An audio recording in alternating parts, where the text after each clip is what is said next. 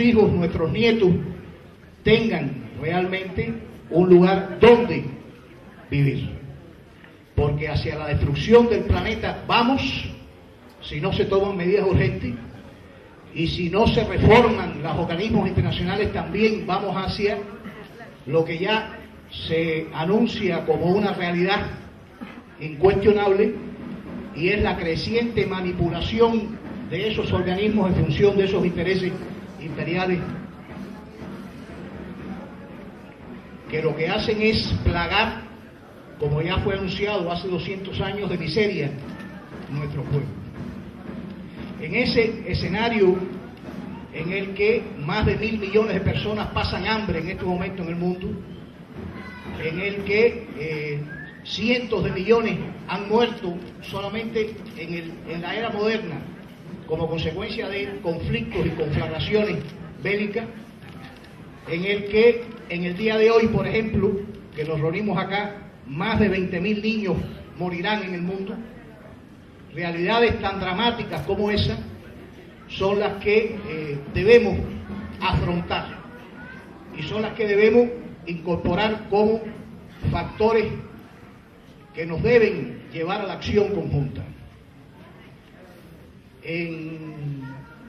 medio de ese panorama de barbarie surge la potencialidad de nuestra región. Y veo acá las banderas, incluidas de los pueblos originarios, que da la dimensión exacta de dónde estamos, en América Latina y Caribe. Es la región que sigue siendo la más desigual del planeta, es cierto, con casi 40 millones de analfabetos todavía, o con cientos de personas, miles de personas todavía en condiciones de pobreza, de indigencia, con recursos naturales mal explotados en beneficio de compañías que no tienen nada que ver con nuestros intereses patrios, regionales, latinoamericanos y caribeños, pero que encierran el potencial principal que puede ser, y de hecho constituye la mejor respuesta a esa inequidad, a esa barbarie que nos quieren imponer. Lo ha demostrado a través de acciones concretas de países de nuestra región y de acciones conjuntas que el conjunto de naciones latinoamericanas y caribeñas han adoptado. Yo he repetido en más de una ocasión que el 9,2% de crecimiento de la Argentina en el 2010, el 8,3% que tengo entendido es el pronóstico de crecimiento para este año, son crecimientos de toda la América Latina y el Caribe. Son fortalezas que afianzan la capacidad y la posibilidad de que nuestros pueblos logren salir adelante con una acción conjunta de integración y de unidad. El hecho de que organizaciones como UNASUR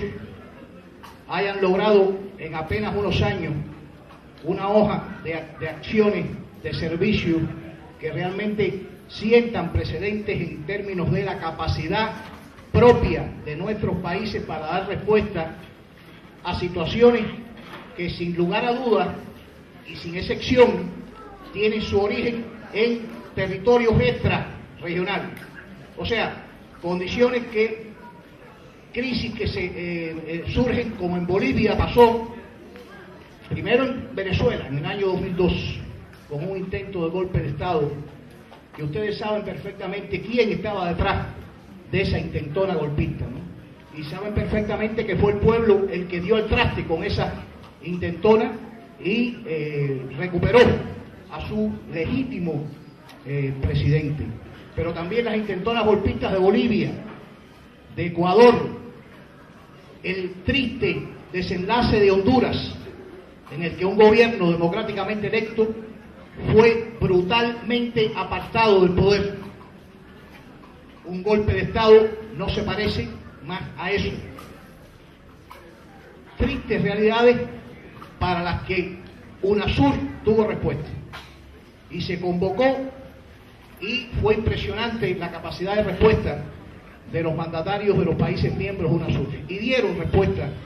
a esas situaciones de crisis y lograron contribuciones sustantivas para que se abortaran esos intentos golpistas. Esa es la realidad de UNASUR. El ALBA, la Alianza Bolivariana para los Pueblos de Nuestra América, es otro buen ejemplo de un ejercicio de integración que va directamente a las bases, a las razones y a las condiciones de asimetría, de diferencias que existen en nuestros pueblos, en nuestros países, las ataca buscando un equilibrio social de manera que esos países logren superar grandes atrasos en sectores claves como la educación o la salud, en la atención en general a sus enfermos y a sus estudiantes, a su juventud, para que logren de esa forma condiciones que les permitan salir adelante, en una palabra, desarrollarse. Son ejemplos concretos de que cuando nos unimos hay resultados. Son ejemplos de la potencialidad que encierra la América Latina y el Caribe, que es donde se concentra en estos momentos el potencial de respuesta que la barbarie que nos quieren imponer en este mundo de hoy requiere, demanda. Es la capacidad de la que debemos todos, sin excepción, identificarnos, incorporarnos, de manera que no haya duda, que no haya obstáculo que sea capaz de interferir ese proceso de integración, de acercamiento, de unidad entre nuestros pueblos de América Latina y el Caribe. Un evento trascendental que va a tener lugar el 2 y el 3 de diciembre en Venezuela, en su capital Caracas, será la constitución de la Comunidad de Estados Latinoamericanos y Caribeños, CELAC, que va a ser por primera vez en la historia el primer organismo auténticamente latinoamericano y caribeño, que abarque, que englobe todas las naciones latinoamericanas y caribeñas, sin presencia foránea, extraterritoriales y ajenas a nuestros intereses, y que va a ser entonces expresión de ese potencial y de esa capacidad integradora que tienen nuestros pueblos. Si los procesos que en cada uno de nuestros países tienen lugar en estos momentos, si todos adquirimos conciencia de que a través de esos procesos nosotros podemos y debemos acercarnos a esas condiciones en las que nos aproximemos, en las que nos conozcamos, en las que nos integremos, en esa misma medida estaremos nosotros cumpliendo con el deber como latinoamericanos y caribeños en una coyuntura como esta,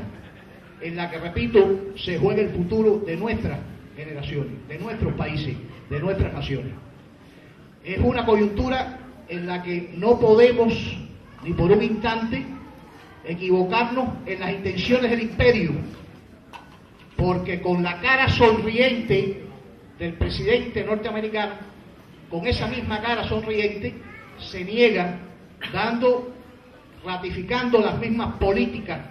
genocidas y violadoras del derecho internacional que, por ejemplo, nosotros los cubanos hemos sufrido en los últimos 52 años. Políticas que, por ejemplo, han ocasionado que hayamos tenido que conmemorar y recordar con tristeza hace apenas unos días que hace 35 años, el 6 de octubre de 1976, un avión de la compañía cubana de aviación fue derribado en pleno vuelo con 73 inocentes a bordo. Esa acción, que es de los actos terroristas más brutales, deleznables que ha tenido lugar en nuestros países, tiene a sus dos principales responsables viviendo con libertad en Estados Unidos. Uno de ellos falleció de causas naturales en su casa, indultado por el presidente Bush en el año 1989.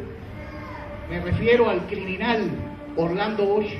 Y el otro, Luis Posada Carriles, autor junto con este, responsable de ese criminal hecho, está viviendo libremente en Miami, cobijado, protegido por las autoridades de ese país. Si 35 años después un hecho como ese no tiene todavía justicia, ninguno de esos responsables ha sido sancionado, ninguno de esos responsables ha pagado por ese criminal acto, uno se explica entonces la naturaleza de esas autoridades, que son las que, con la connivencia de la CIA, de la Agencia Central de Inteligencia Norteamericana, que conocía perfectamente los planes de ese atentado terrorista y no hizo nada para impedirlo, y después esa connivencia y esa complicidad brutal deleznable que lo ha llevado a proteger a esos criminales durante muchos años. Con actitudes como esa, uno se explica entonces el carácter de esa aberrante política de Estados Unidos, para quien existe definitivamente un terrorismo malo y un terrorismo bueno, para quien cuentan las víctimas que fallecieron el 11 de septiembre de 2001 en las Torres Gemelas de Nueva York,